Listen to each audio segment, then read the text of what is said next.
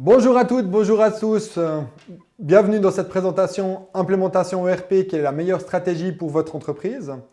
Dans cette présentation, je vais principalement, vous verrez, axer sur quelles sont les raisons pour intégrer une telle solution et comment est-ce que cette solution devrait être intégrée compte tenu des différents contextes que l'on a. Mon nom est Luc Morer, je suis le fondateur et le directeur de la société Chem2Camp que je vais vous présenter tout à l'heure. Au programme de cette présentation, une petite présentation suivie justement d'une sorte de liste des différentes raisons qui pourraient faire qu'un ERP est intéressant et peut-être même nécessaire dans une entreprise, le choix d'une telle solution, comment est-ce qu'on l'implémente et puis quelques éléments de conclusion avant bien sûr les traditionnelles questions et réponses. Alors, Chem2Camp et Odoo en quelques mots. Donc, Chem2Camp est une société qui a été fondée en 2001, donc il y a pile poil 20 ans aujourd'hui. On compte un peu plus de 120 collaborateurs répartis dans 3 pays, en Suisse, en France et en Allemagne. En Suisse, on est principalement présent à Lausanne et à Olten pour la Suisse alémanique. Et en France, présent à Chambéry, pas très loin d'ici, et à Paris. Et puis au sud de l'Allemagne, à Munich. On est actif dans 3 types de solutions. Premièrement, dans tout ce qui touche autour des données cartographiques. Donc, notre métier est de mettre en valeur tout ce qui touche autour des données cartographiques, principalement sur Internet, mais pas que. Deuxième domaine d'activité, c'est tout ce qui touche autour de la gestion d'entreprise, avec principalement, vous le verrez, la solution Odoo. Et troisième chose, c'est tout ce qui touche autour de l'infrastructure, principalement aujourd'hui avec les solutions cloud, bien entendu. Nous sommes partenaires Gold de la solution Odoo depuis à peu près une quinzaine d'années, ce qui fait de nous le plus ancien partenaire Gold de la solution. Transition sur la solution Odoo maintenant. La solution Odoo, c'est une solution qui est modulaire, donc on parle d'une plateforme applicative. C'est un peu comme votre smartphone, vous avez une plateforme dans laquelle vous pouvez aller chercher les applications et les installer. C'est la même chose avec Odoo, vous avez toute une liste d'applications qui, en fonction de vos besoins, vont être installées, vont être configurées pour répondre à votre besoin. Vous verrez, l'ensemble des processus sont couverts par la solution, que ce soit achat, vente, gestion des stocks, finance bien entendu, ressources humaines, même gestion de production. Tous ces différents processus sont intégrés au sein de la solution et l'idée, c'est que la solution va évoluer en fonction de vos besoins qui vont être grandissants avec le temps et avec l'expansion de votre société. Caractéristique aussi de la solution Odoo, c'est que c'est une solution qui est 100% web. Vous n'avez rien besoin d'installer, vous avez juste besoin d'un URL et vous vous connectez à la solution. Bien sûr, il y a toutes des gestions de droits qui peuvent être prises en considération dedans. Autre chose intéressante, Odoo n'est pas seulement un ERP au sens back-office du terme, mais il intègre également des solutions, des apps de front. Par exemple, créer un site web ou un e-shop ou bien même gérer une caisse enregistreuse. Toutes ces applications sont disponibles au sein d'Odoo, ce qui permet vraiment d'avoir une ouverture de l'ERP vers l'extérieur, ce qui est quand même aujourd'hui une nécessité vu la globalisation que l'on a au niveau de la communication. Une chose intéressante également, c'est une solution basée sur du code open source, c'est-à-dire que la plupart du code que vous avez derrière Odoo est un code auquel vous avez accès. Vous pouvez même le modifier, vous pouvez le customiser en fonction de vos besoins si c'est nécessaire. On va en reparler tout à l'heure. L'éditeur est un éditeur belge qui compte plus de 1500 employés aujourd'hui. Pour la petite histoire, il compte en 2021 engager à peu près 1000 collaborateurs à travers le monde. Donc on voit que c'est un intégrateur qui est extrêmement fort aujourd'hui. On compte environ 7 millions d'utilisateurs répertoriés. Et en Suisse, on a à peu près 2100 entreprises qui ont fait confiance à la solution Odoo et qui l'ont intégrée. Alors, pourquoi est-ce que les entreprises s'intéressent à un logiciel de gestion intégré? Quelles sont les raisons qui les poussent à faire et à partir vers un tel projet? Je dirais que ces raisons, elles sont multiples. J'en ai ici cité quelques-unes, mais ça dépend bien sûr des contextes de chacune.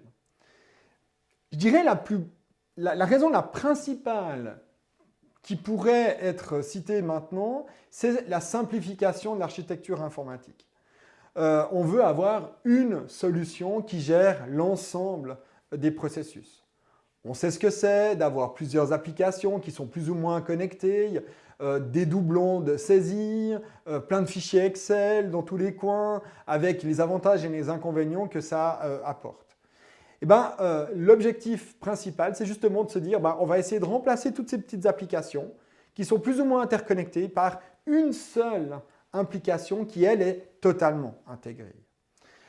Forcément, ça rend tout ça un peu plus robuste, ça rend tout ça un peu plus homogène également, et puis ça va réduire également des coûts d'informatique, technique, mais également des coûts de formation, par exemple, qui sont plutôt soft skills. Une seule solution, c'est une seule formation. Parce qu'après, une fois qu'on est dedans, qu'on a pris nos habitudes, on est beaucoup plus enclin à utiliser tout le reste. Ça nécessite également moins d'outils de synchronisation.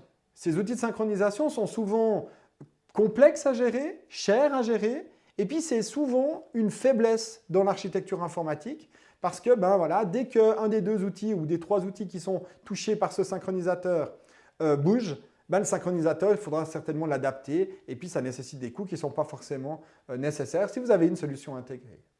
Voilà quelques raisons qui pourraient vous inciter, vous pousser à choisir une solution de type ERP. Alors une fois que vous avez fait le choix de partir vers une solution intégrée, encore faut-il choisir la bonne solution. Alors voilà quelques pistes qui devraient vous permettre de faire ce choix. La principale chose qu'il faut vraiment prendre en considération, c'est qu'un projet ERP, c'est d'abord un projet humain et ensuite un projet technique.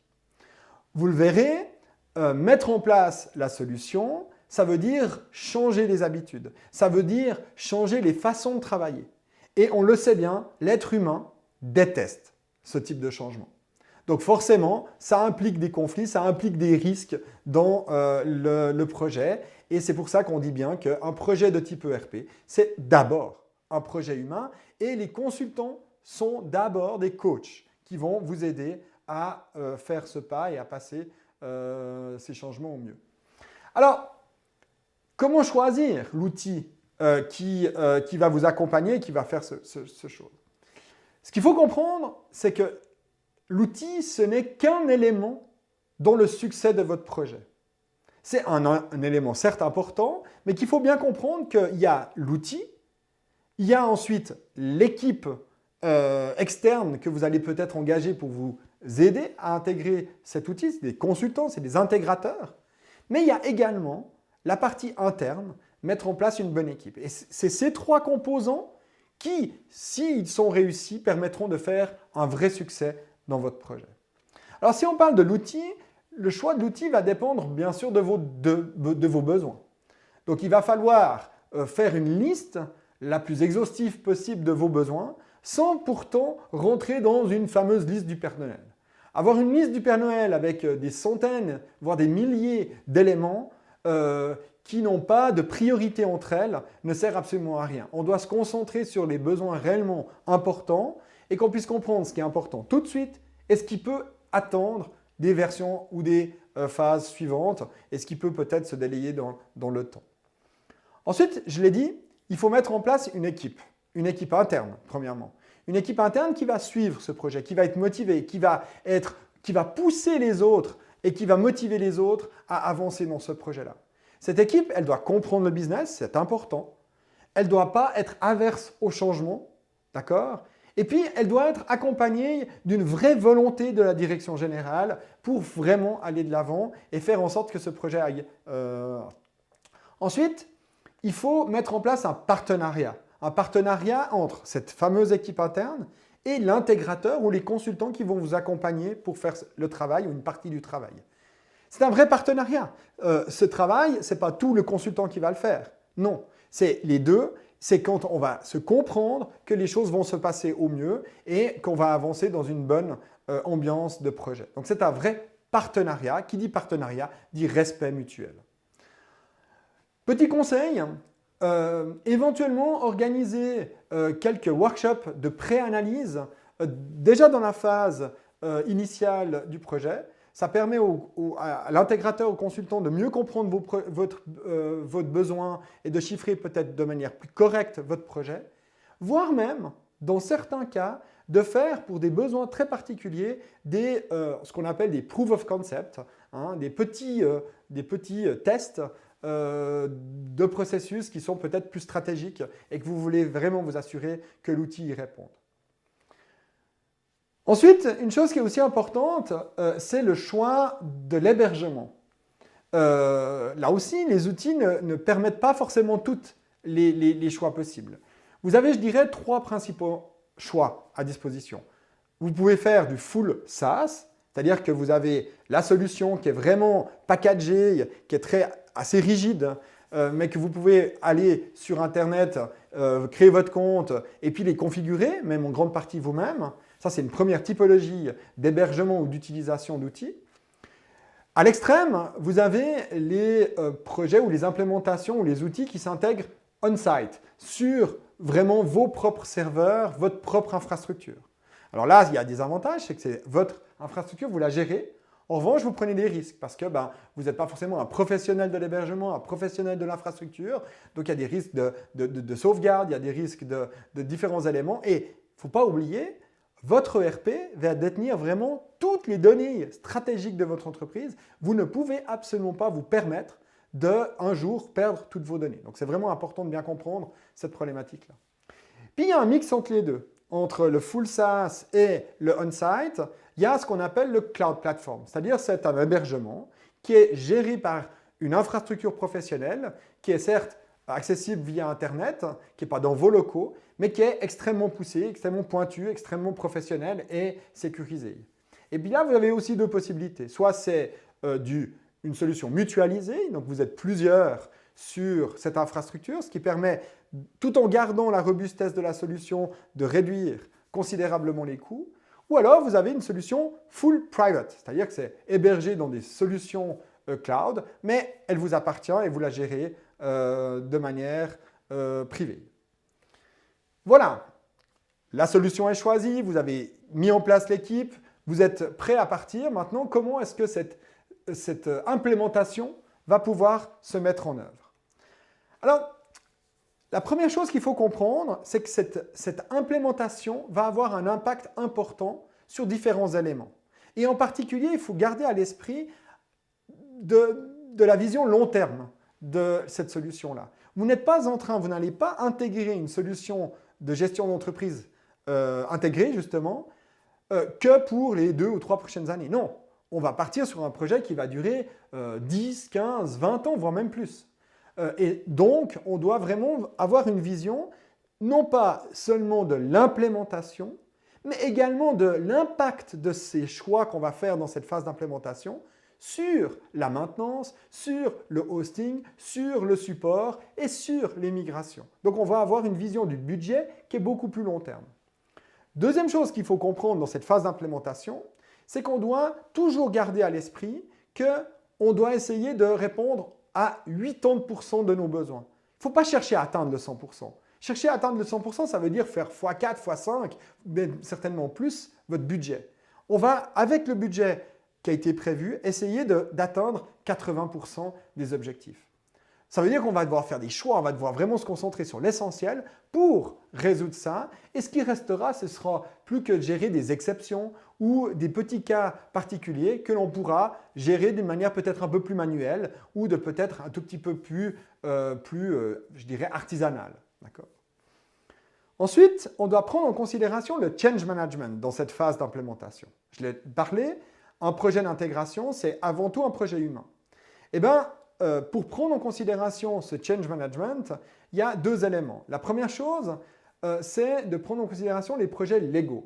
J'appelle ça légaux, pourquoi? Parce qu'on va garder à l'esprit l'objectif à long terme. Par contre, on va l'implémenter de manière itérative. D'accord? Ça veut dire qu'on va dire, OK, la première chose qu'on va faire, on va construire une cabane. On va faire une petite cabane, mais qui va être tout de suite opérationnelle.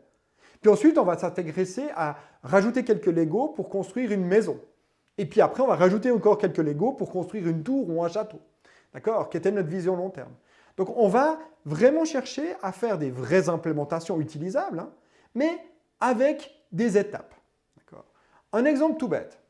On va commencer par exemple, faire quelque chose qui est un peu déconnecté de tout le reste du processus. Je donne un exemple tout bête, le recrutement ou peut-être la gestion des vacances.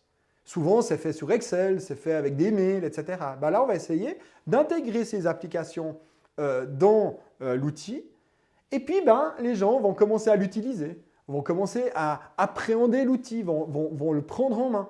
Et ce qui fait que là, à la fin, on va avoir une réduction du temps d'apprentissage lorsqu'on va mettre en place le gros processus majeur de votre entreprise.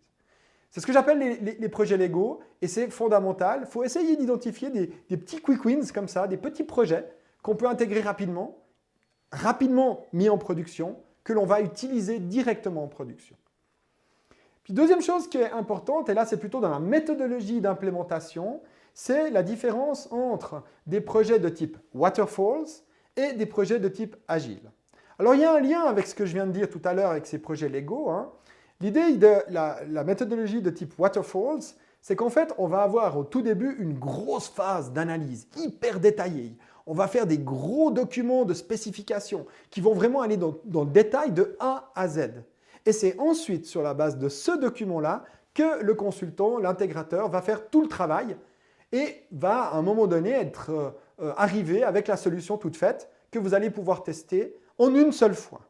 D'accord? C'est ça qui est important, c'est que l'utilisateur va voir la solution une seule fois, va pouvoir la tester, faire des petites modifications, mais ne va pas pouvoir adapter éventuellement les idées qu'il avait au début avec le temps. Et ça, c'est la version Waterfalls. A contrario, on a la méthodologie de type Agile, où là, c'est l'inverse. On va faire des petits blocs, hein, on va faire des petites choses, des petits succès, d'accord? Et on va faire une petite phase d'analyse avec une petite phase de spécification qui correspond à un besoin bien déterminé et on va tout de suite le mettre en production. D'accord? C'est en lien avec ce que je disais avec mon premier Lego. Hein. On va faire un premier Lego, l'implémenter, tac. On va pouvoir le tester. Ensuite, l'utilisateur va faire quelques modifications. Hop, on refait une phase et puis jusqu'à ce qu'on arrive à quelque chose qui aboutit et qui va être mis en production. Puis ensuite, on va faire une deuxième étape, une deuxième boucle, une troisième boucle, etc. pour, in fine, avoir notre outil qui fonctionne. À l'intérieur de chacune des boucles, ou à la fin de chacune des boucles, on va pouvoir se reposer des questions. On va pouvoir se dire, OK, est-ce que le besoin que j'avais identifié au départ, compte tenu de ma connaissance de l'outil qui évolue au fur et à mesure du projet, est-ce que peut-être que ma connaissance initiale a évolué? Donc ça va nous permettre de garder la possibilité de changer éventuellement nos besoins au fur et à mesure du projet. Ce qu'on ne peut pas faire avec la partie Waterfalls. Voilà, ça c'est important de considérer ces différents éléments. Tout outil ne permet pas l'intégration via une méthodologie de type agile. Donc là aussi, le choix de l'outil dépendra aussi de la façon dont on va pouvoir l'implémenter. Ensuite, l'autre chose qui est importante, c'est la façon dont l'implémentation, la configuration elle-même va pouvoir se faire. Et là, ça dépendra beaucoup des besoins spécifiques que vous avez. Alors, chez nous, on distingue deux types d'implémentation et de projets. On a des implémentations qui nécessitent des développements. D'accord? Il y a effectivement, dans certains cas, des besoins spécifiques qui sont importants et qui nécessiteront non plus de la petite configuration, de l'adaptation ou l'ajout de certains champs, etc. Non, peut-être un développement un peu plus conséquent. Alors, quand on parle de specific needs, des besoins spécifiques, ce n'est pas simplement répondre à un besoin parce qu'on a l'habitude de travailler comme ça. Ça ne serait pas une bonne logique. Non. Un besoin spécifique, c'est quelque chose qui va vous apporter vraiment de la valeur ajoutée, qui va vous apporter une différenciation par rapport à la concurrence. D'accord? Et votre consultant, il va vraiment vous challenger. S'il fait bien son travail, il doit parfois être capable de vous dire non. Non, je ne suis pas forcément d'accord avec ce que vous dites ou je vous propose plutôt de travailler différemment d'une façon qui est plus standard.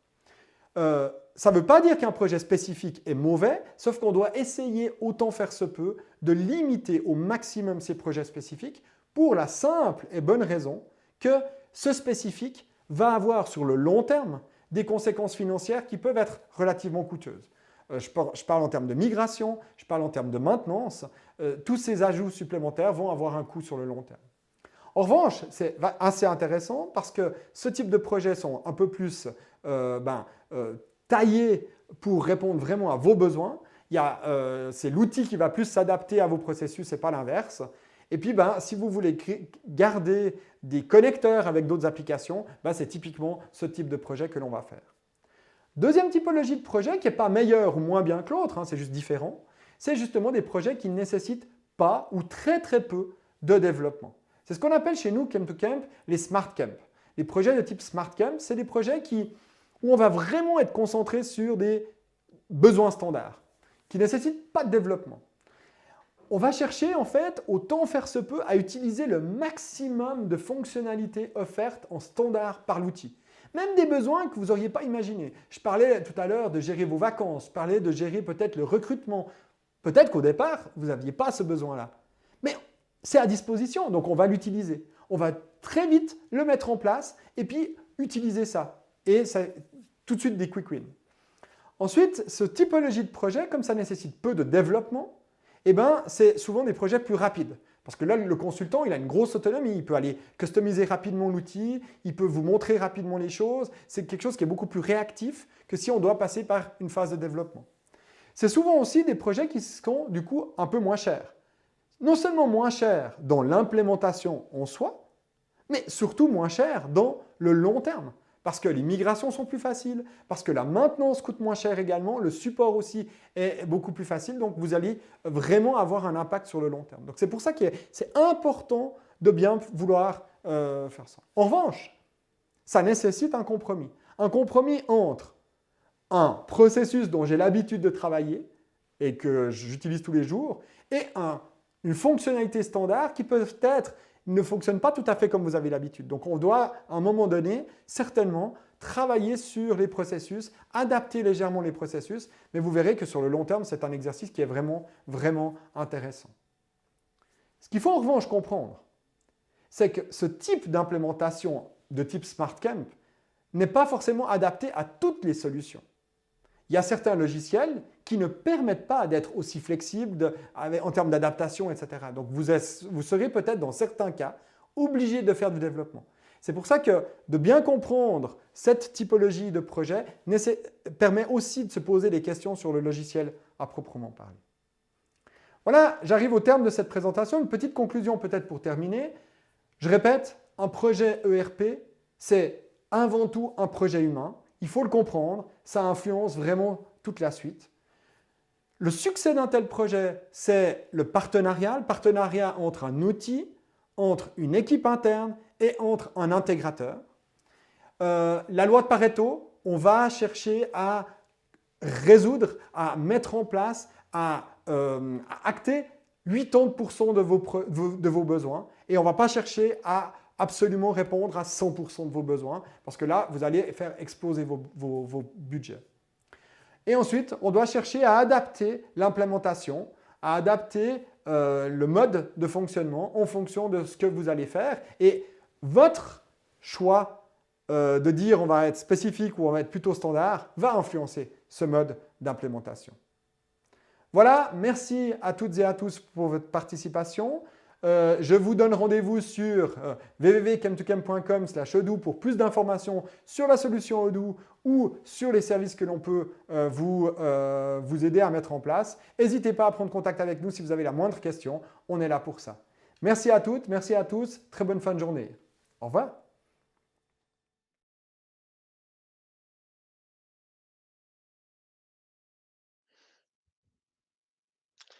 Bonjour à toutes, bonjour à tous. Bienvenue dans cette session de questions-réponses suite à la présentation implémentation, quelle est la meilleure stratégie pour votre entreprise. Je suis à votre disposition pour répondre à vos questions. Déjà, j'espère que vous avez apprécié la conférence, qu'elle a permis d'éclaircir certains éléments. Et effectivement, je suis à votre disposition si vous avez des questions particulières par rapport à cette conférence. Je me suis permis de mettre mon adresse email luc.mourer@chem2chem.com. Si vous avez des questions, si vous voulez approfondir quelque chose, n'hésitez pas à me contacter. Vous pouvez aussi consulter le site www.chem2camp.com/odoo qui vous donne en fait toutes les informations sur la solution que l'on intègre, qui est la solution Odoo. Vous pouvez aller sur odoo.com également. Il y a plein de vidéos qui vous donnent, qui vous présentent l'outil, qui présentent un petit peu les fonctionnalités à disposition, qui, vous le verrez, sont extrêmement vastes et variées et qui couvrent en fait l'ensemble des processus des entreprises en général. Ah, j'ai une question de Kenny. Est-ce que l'ERP permet la gestion de production? Oui, tout à fait, Kenny. Il y a un module de gestion de production qui est extrêmement bien fait, qui permet de définir vos différents produits, vos gammes, vos nomenclatures. Et puis, en fonction de ça, vous pouvez lancer vos ordres de fabrication avec également une possibilité d'interconnecter du IoT, hein, Internet of Things, qui vous permet en fait de ressortir un certain nombre de statistiques de vos différents éléments, de vos machines aussi, et de piloter en fait votre production avec ça. Ce qu'il faut savoir, c'est que vous avez aussi des très grosses fonctionnalités en termes de logistique, qui est un peu le pendant, hein, de la gestion de production. Il y a des très grosses fonctionnalités de logistique. Et là aussi, si vous avez des questions, n'hésitez pas à prendre contact avec nous.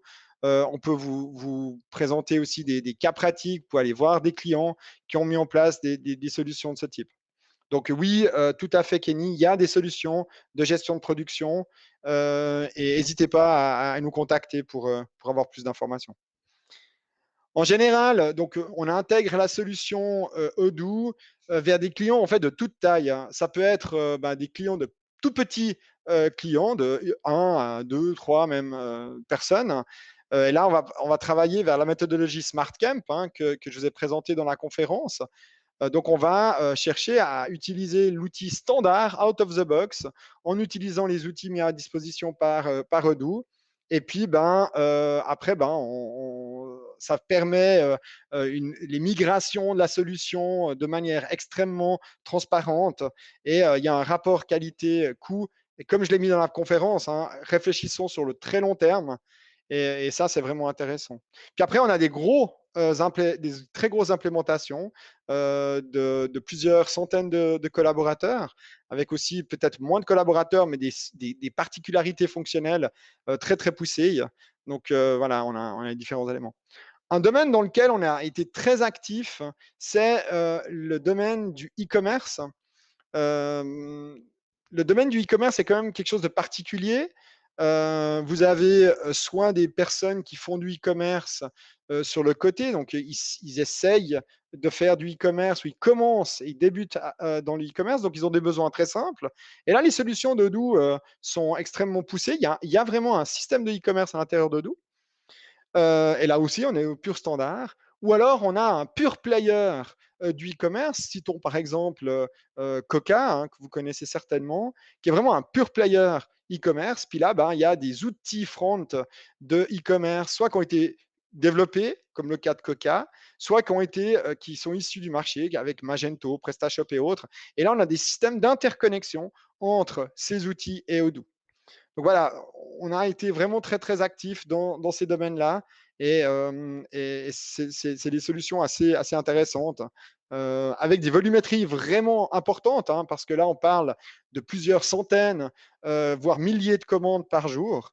Et Odoo est capable en fait de traiter, si vous voulez, le front qui est utilisé, enfin qui est géré par l'outil de e-commerce, et puis après toute la partie back-office, gestion des commandes, gestion de la logistique, voire de la production dans votre cas, Kenny, est géré en fait et piloté par Odoo. Donc les commandes arrivent. Si je prends votre cas, par exemple, de la gestion de production, les commandes arrivent.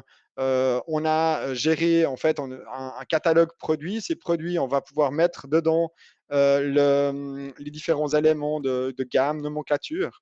Et puis après, ça pilote les commandes de production.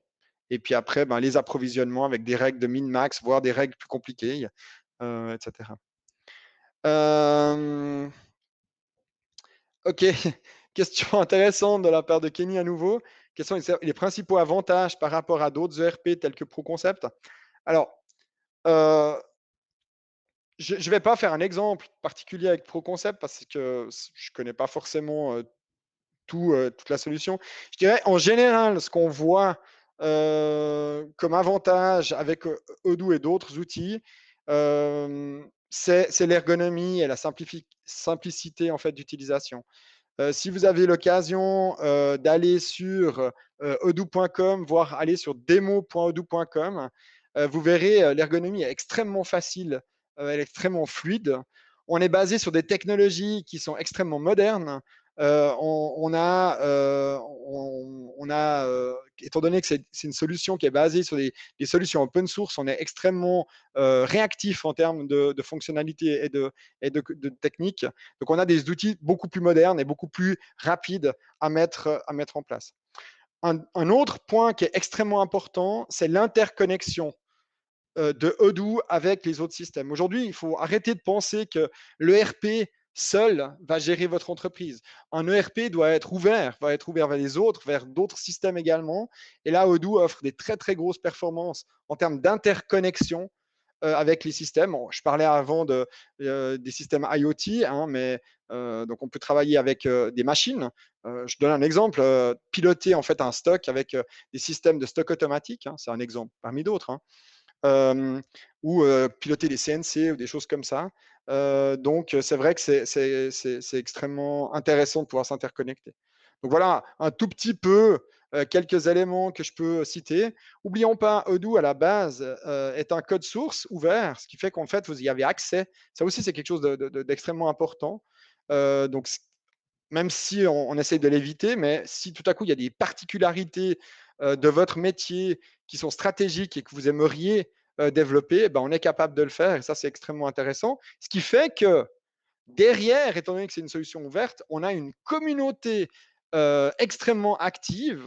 Et d'ailleurs, Chem2Camp a créé la Odoo Community Association, en fait, qui est une association qui fédère l'ensemble des acteurs, entre autres les partenaires, autour de cette solution-là, pour mettre un socle communautaire de qualité, éviter des développements à double, etc. Et ce qui fait qu'on a des développements communautaires, souvent gratuits d'ailleurs, qui peuvent être mis à disposition de nos clients et qui vont extrêmement loin dans les performances. Donc voilà un petit peu quelques éléments de réponses que je pourrais donner par rapport aux avantages que l'on pourrait avoir. J'espère avoir répondu à votre question, Kenny. Si ce n'est pas le cas, n'hésitez pas à me poser la question ou à m'écrire. Donc je rappelle luc.maurer, M-A-U-R-E-R, @comtocamp.com ou visitez notre site web www.chem2camp.com/odoo, puis vous arrivez directement sur les éléments liés à Odoo. Voilà, mon temps de parole arrive gentiment à la fin puisqu'il me reste une minute et demie. C'est vraiment avec joie que je réponds à vos questions ou mes collègues répondent à vos questions. Si vous en avez, n'hésitez pas à m'écrire, n'hésitez pas à visiter notre site web, n'hésitez pas à nous solliciter si tel était le cas. Et c'est avec plaisir qu'on vous fait une démonstration, que vous présente un petit peu les solutions et qu'on répond à vos différentes sollicitations. Voilà, en tout cas, merci infiniment de votre participation et de votre présence à ce LEC 2021, un petit peu particulier, c'est vrai, mais je pense qu'effectivement, il faut savoir se remettre en question et puis innover. Et je crois que Yannick Bazin a su le faire avec brio cette année encore. Merci à toutes, merci à tous. N'hésitez pas, je répète peut-être encore mon adresse email, luc.maurer@camp2camp.com ou www.chem2camp.com/odoo si vous avez des questions sur nos prestations ou sur vos besoins particuliers. Toute bonne fin d'après-midi. Pour ceux qui sont à Genève, bon courage. Il paraît que c'est pas facile, mais d'ici là, je vous souhaite bon vent, bon projet d'intégration. Et n'oubliez pas une chose importante, un projet ERP, c'est tout sauf un projet informatique. C'est avant tout un projet humain. Très bonne fin d'après-midi à toutes et à tous et je vous souhaite tout de bon pour la suite de votre carrière. Au revoir.